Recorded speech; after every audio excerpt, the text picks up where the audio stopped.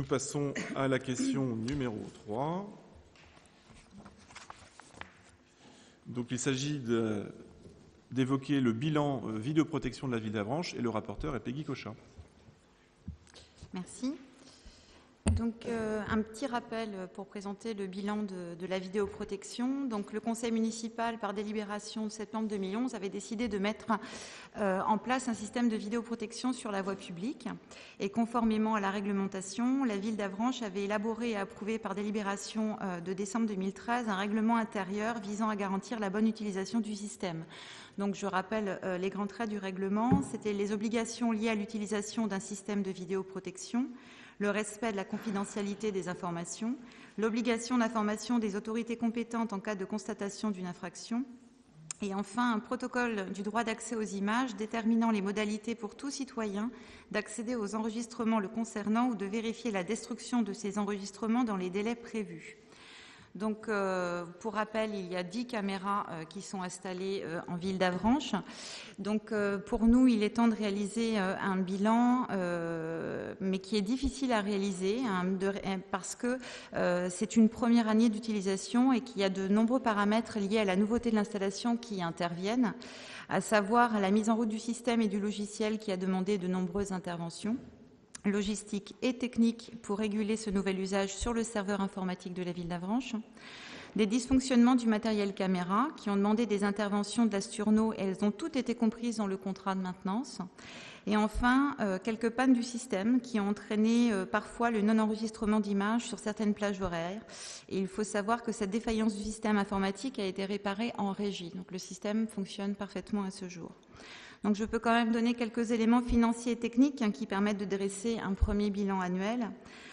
Donc, je rappelle qu'au total, la dépense est d'environ 140 000 euros, avec une subvention d'un peu plus de 40 000 euros, donc un reste à charge à la collectivité d'environ 98 000 euros.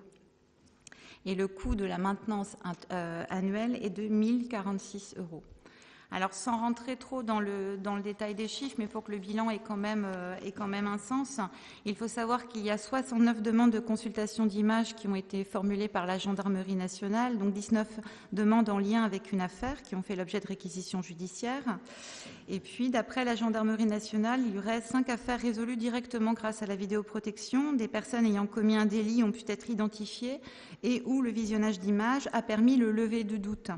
Donc, les chiffres de la délinquance à Avranches sont stables depuis plusieurs années quant au fait d'atteinte à l'intégrité de la personne et sont orientés à la baisse quant aux atteintes aux biens.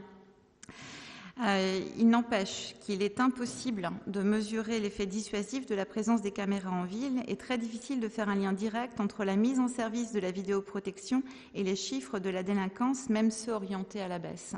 Ce sont des choses qui sont très difficilement chiffrables. En revanche, il est intéressant d'entendre le retour sur expérience que peuvent en faire les forces de l'ordre sur notre territoire. Donc, elles jugent la vidéoprotection comme un outil qui est nécessaire à la protection des citoyens et de leurs biens et la résolution directe d'une enquête. Elles peuvent, dans certains cas, participer à la résolution plus rapide de celle-ci en aidant à la compréhension des faits ou en l'identification d'une ou des plusieurs personnes suspectes.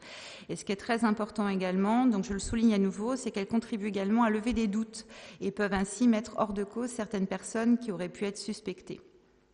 Donc, comme il est difficile, en fonction de ce que j'ai dit tout à l'heure, de réaliser un plein bilan pertinent de cette première année, il nous paraît essentiel d'attendre encore une année afin de dresser un nouveau bilan technique et financier qui serait cette fois-ci dégagé de tout dysfonctionnement, puisque pour l'instant, je le rappelle, la défaillance du système informatique est complètement réparée. Et donc, nous nous engagerons à faire un nouveau bilan qui sera plus détaillé en toute transparence au dernier trimestre 2016.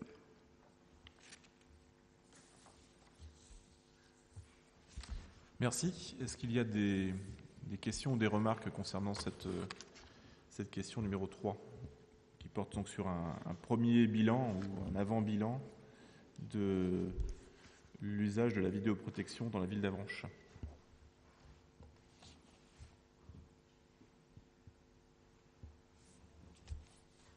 Non, il n'y a aucune intervention spécifique.